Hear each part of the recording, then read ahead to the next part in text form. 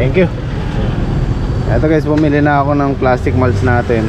4 feet na yung kinuha ko kaysa dun sa 1.5. Mas nakakamura tayo ng konti. Hatiin na lang natin.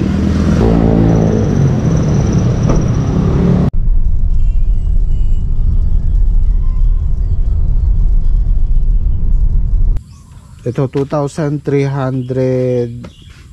ang isa nito. Yung ano, yung 1.5 feet 1.4 yata o 1.3. Medyo nakamura ng konti. Kasi pag pinutol mo to, bali 2 feet siya. Medyo malapad siya dun sa ginamit namin sa ano, sa talong. Lapad siya ng konti kasi yan 1.5 lang yun eh. So ngayon, tatlo lang kami dito. At yung nagtatanong po kay Patrick. Si Patrick po, namatayan po sila ng lola. Ngayon po ang libing. Nandun kami kagabi. Kaya malamang po hanggang bukas or sa makalawa papapasok si Patrick. Dito po sa amin. Libre po ang libre ang mag day off anytime. Huwag lang magsasabay-sabay sila lahat.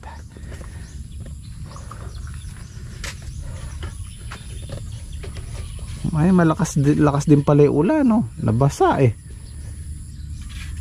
Ayos yan, diligan yung ano, pataba.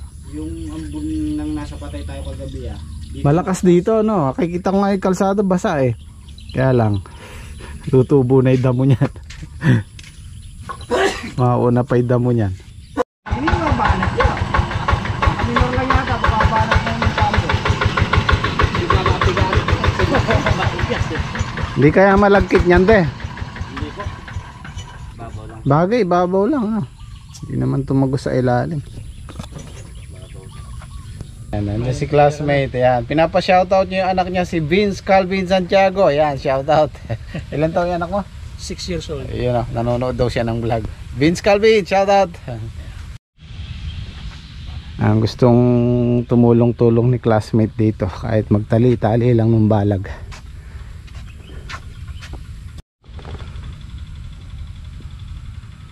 Ito yung ginawa ni Saldi. Pinasadahan niya pa ulit ng 2 balik yung gitna para may daanan ng tubig, para madaling magpatubig. Bali nakaangat din yung gitna niya, tapos dyan tayo magpapatubig. Didiretso ko lang tong medyo bumaluktot na to kasi pagka medyo matigas yung lupa, hindi makontrol ni Saldi yung traktor, lumiliko. Ayan o, lumiko siya ang konti. Ihahawi ko lang ng bagya. Ayan. Pagka nilagyan natin ng plastic, kitang kita yan. Ito pa.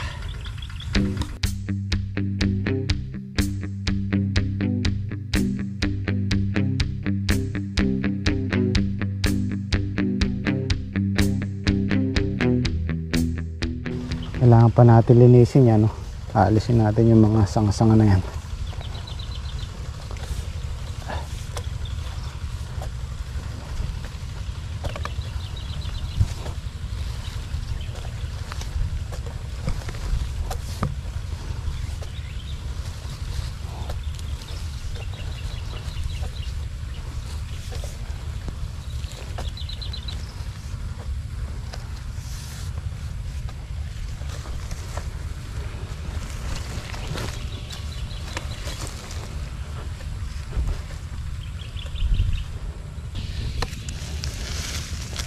Butasin niya yung plastic niya.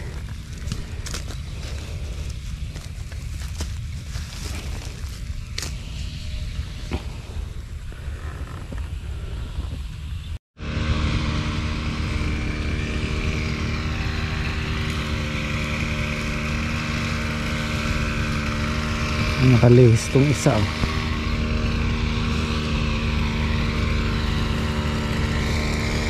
Pwede naman ako.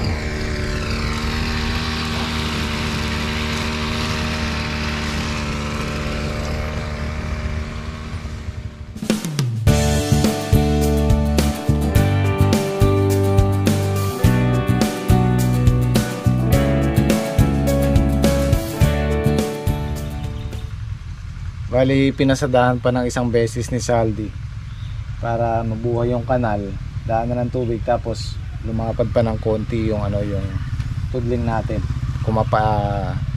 tumaas pa ng konti para pag naglagay tayo ng plastic mulch, busog na busog yung plastic mulch natin.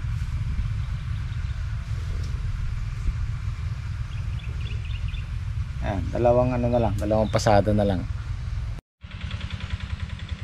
Medyo kinakabahan lang ako sa makina, baka tumaob Ayan, nakatagilid dahil hindi na pantay yung lupa. Wag lang tataob.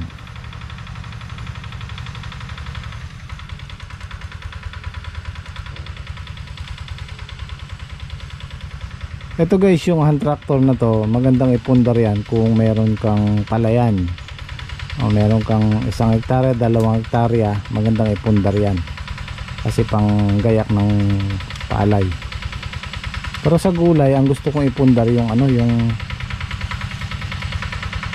pang tudling talaga.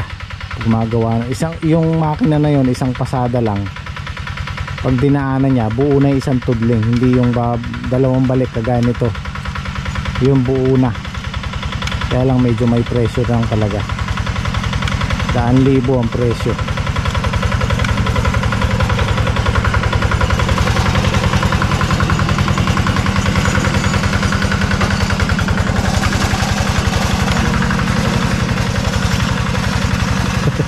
Natangay si Saldi ng makina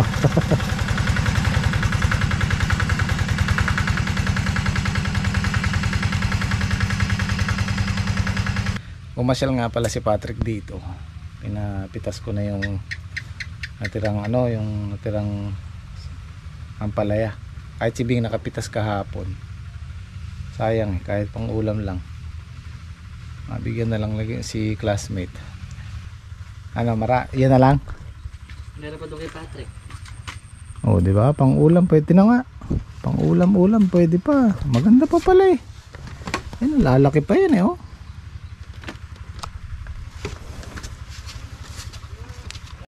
Marami pa natira, Trek?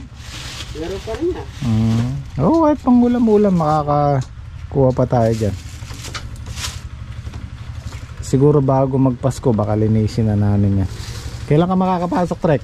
Bukas yan. Bukas. Tama kasi hanggang Sabado lang tayo pwede na natin linisin yung ampalaya para sa susunod nating crop. Sabay-sabay. Dito tsaka dito. Ito lang, malapit na tayo mag-harvest dyan. By January kalakasan na yan. Kaya ako na lang magbe-bless sa kanya. Para malaki-laki ang ginalbo ko sa kanya. Baliktad na ngayon yung pare na nagbe-bless sa kumpare. Pare ngayon.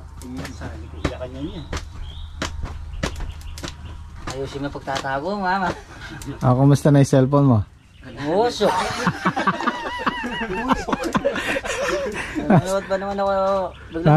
Nasa patay kami kagabi. Nag-upload ako alas 9. Then nanood siya. Hinahanap daw niya yung kamote. Tapos bigla na lang daw umusok yung kamote. Yung pala yung cellphone niya umusok. Umusok malakas ng usok. Pero kung nando ko kagabi pre, ay matiyay ngayon. Sakit nga lang tiyang ko kagabi. Magic umusok yung cellphone. Ala pa mo pre, para sa sigarilyo daw ni pare ngayon. Alam ko nagis lang ni pare ngayon. Umusok na. Pinibila ko yung kamote, isa. Ikaw yata yung kumukuha nun Isa, 2, 3 ako. Yung pampito na. Yung musok na. Ibig may kamote kasi niya. Parang nanadya yung pinapanood kong hindi natapos. Oo, nalaga yung kamote. Bandang uli ako pa sinisi, nanonood daw ng Jimmy Sweet. Nanonood lang ng vlog. Nanonood ng vlog ni Jimmy. Musok.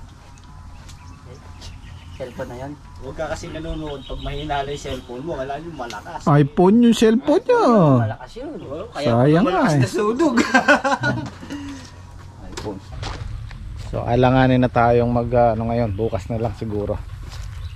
Bukas na lang tayo makakapaglagay ng plastic mulch.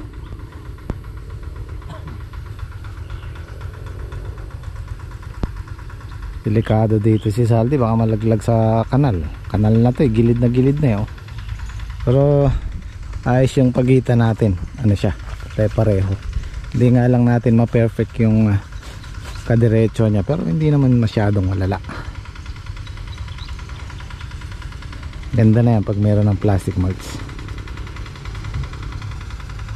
So makakapagtanim siguro tayo dito after Christmas na. Bakasyon muna tayo kasi magbubutas ng plastic mats, magtatakip. Nga pala, hindi kami gumagamit ng clip sa plastic mats. Yung iba kasi pag nilatag yung plastic mats, clip ang nilalagay, tutusok na lang. Kami hindi, kasi pag malakas ang hangin, lalo na dito sa pulan ng hangin, inaangat yung plastic, nasisira lang, nabubutas. So mas okay sa amin yung tinatabunan na lang namin ng lupa, yung gilid ng plastic mulch. Pero mas mabilis yung kiniklip lang, tutusukan. Yun nga lang, hindi advisable sa amin dahil malakas ang hangin dito pagkahapon.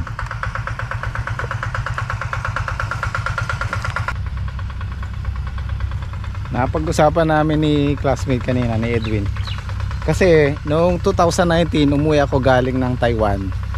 Tapos tamang-tama nakapag schedule sila ng reunion, elementary 2019. So mag 4 years mahigit na, magpa 5 years na itong 2024. So sabi ko, bakit hindi natin ulitin? Kaya sa mga classmate namin sa elementary, shoutout. Nagbabalak kaming mag-reunion ulit, magtayo ng reunion ulit kasi marami kaming kaklase na ako pinupuntahan. Jim, bakit di ka mag set ng panibagong So ayan, pinaplano na namin ni Edwin.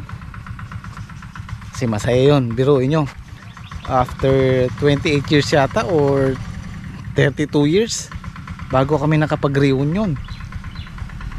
Matagal, kaya ang saya pag nakita mo yung mga classmate mo, mga kalaro mo. So ulitin natin, sana matuloy. Ayan, ano na sila. Ayan, shoutout kay Edwin, tumutulong siya. Ay, salamat. Katali na sila ni Henyo. Ayan, may tali na yan. Ayun, ganda ng talong. Yan, may suporta na siya kahit malakas ang hangin, diba?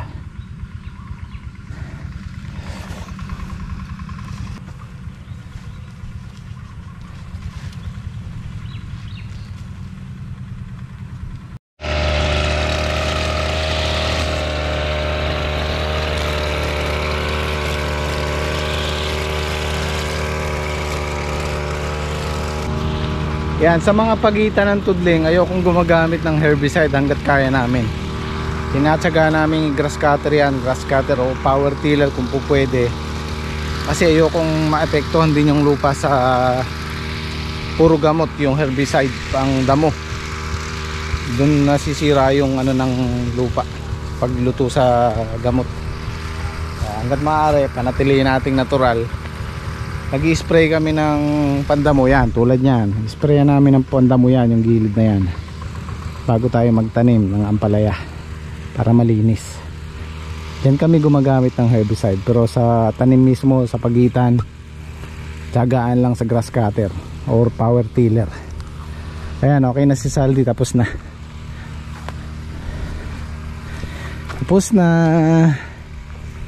Bukas na tayo plastic mulch.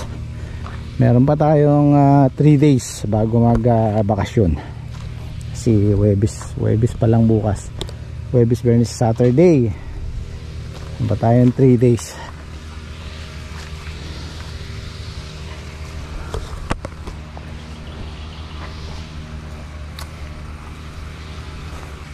Utay na yan. Tara.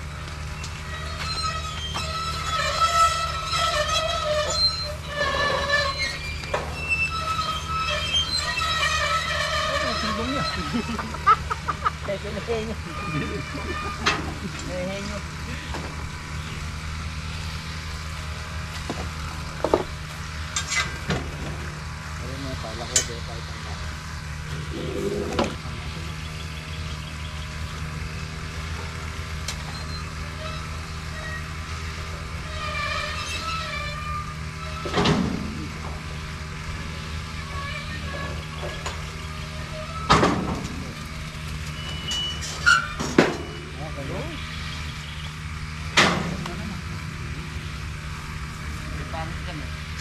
Dati pagkano. I-adjust mo lang yung makina niya. Ako po, yan ang mahirap. Hindi kasi nanuhan nila na. Papalitan ni Sal dito pang travel. Kaya lang i-adjust na ulit yung makina, babalik sa dati dahil hindi sukat yung fan belt niya. Hindi, baka wala ng diesel to. Oo, salinan mo muna. So meron pa tayong 3 days o 2 days para dito, para linisin. Kahit pa paano makakakuha pa tayo ng ano, yan, katulad niyan, nakakuha sila ng 1.5 bundle pamigay. Sibing kahapon nakapitas din ng 1.5 bundle, kaya lang medyo maliliit na talaga siya. Kung pamigay lang pwede na sa mga kapitbahay, sa mga nanghihingi, di ba? So kung hindi man bukas kasi maggagayak tayo sa Ampalaya, bagong Ampalayahan sa Makalawa, lilinisin na natin to para palitan na natin, para maisulit yung balag. Yan, lalaki pa yan eh. Ganda ng lupa oh. Nang masarap tinatamnan guys yung kanyang buwagag.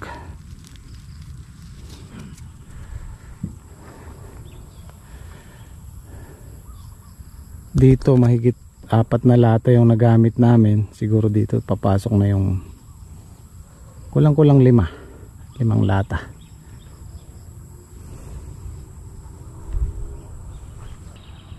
Kung maalala nyo yung sa San Carlos, tumama kami ng presyo sa Ampalaya, 95. Ganyang buwan kami nagtanim. December may tanim na kami, tapos January, February harvest. Kaya tinamaan namin yung magandang presyo kasi pag ganyang buwan, hanging amihan, mahirap mag-alaga ng ampalaya. Pagka December, January, February nag-harvest ka, maganda yung presyo. Pero hindi pa tayo sigurado doon dahil baka mamaya yung iniisip ko, iniisip din ng ibang farmer. Kaya hindi pa rin tayo sigurado. Pero mas mainam na yung meron tayong nakatanim, meron tayong hinihintay. At least tumaas man ang presyo, nandiyan na yan. Naghihintay na lang tayo. Siguro bago tayo magbakasyon, maghahalaw muna kami yung mga unang bunga. Ayan.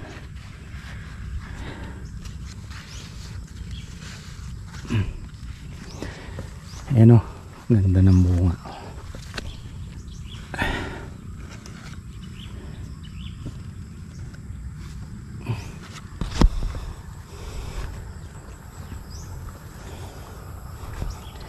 Kaya lang medyo dumadami, nakikita kong natutusok yung stem borer ano. Ito guys yung isang mahirap paksain sa sa talong. Kasi maraming naninira. Bukod dito sa dahon, bukod sa sanga, bukod sa bunga, iba-iba yung naninira. And tulad nito, ito yung isa sa pinakamahirap sugpuin yung stem borer. Ang kasi nito, yung lumilipad parang bubuyog siya na, ewan ko kung parang paru-paro o kung alin sa dalawa na yun. Tutusukin niya yan, tapos mangingitlog yan dyan, magiging uod na yun. So pag naging uod na yun, nasa loob na sila, kakainin nila yung sanga, unti-unti kaya nalalantayan. So kahit isprayan mo, andyan pa rin sila sa loob. Medyo mahirap siyang puksain. Ang pupuksain natin, ang aabangan natin yung mga lumilipad na nanunusok, hindi yung nasa loob na. Kasi yung nasa loob, madali nang anuhin yun eh. Baliin mo lang yan, alisin mo, hindi nadadami. Pero yung habang may lumilipad at may nanunusok dyan, meron at merong malalanta. Kaya ang the best na pag-i-spray dyan talaga, yung madaling araw or yung hapon na lubog na yung araw, medyo padilim na. Pero kung ikukumpara mo yan sa dati nating tanim, madalang pa yan. Dahil yung nakaraan sa farm sa San Carlos, napakarami, halos lahat may ganyan. Dito mabibilang mo lang naman. Kaya hindi ganun kagrabe yung nananalakay dito sa talong. At least meron tayong hinihintay na bunga. Kahit pa ilan piraso lang. Ito medyo mahuhuli to dahil nahuli to ng 1 week. Nauna to ng 1 week kesa dito. So makakahalaw na tayo dito hindi pa. Pero naglalabas na rin sila ng mga maliliit na bunga.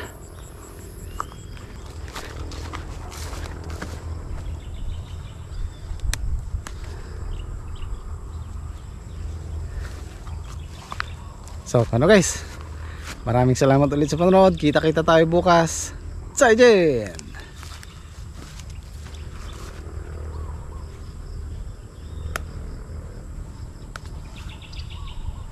Ayan o, yung uod niya nasa loob.